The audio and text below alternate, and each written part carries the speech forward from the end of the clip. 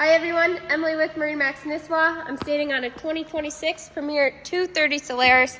Going to show you some of my favorite features that they just redid for 2026, including armrests in the front and the back of the boat, making your relaxation even better. They also have new wireless charger, so you can put your phone right on this little puck there. It's nice, you don't have to get all the grime, cup holders, bring your cords or anything.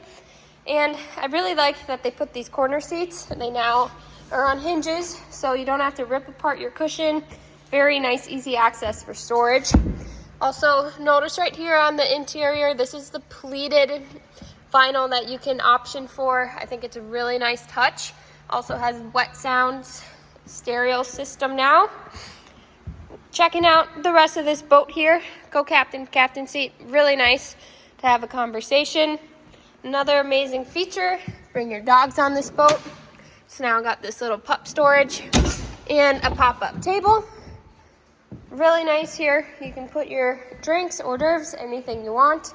And you also have a table in the back that you can install. This is just a little 5 screw, so if you want to put it in a different spot, you certainly can. Here are these armrests in the back. And those are my favorite feature on a 2026 Solaris model. Come see this at MarineMax Nisswa.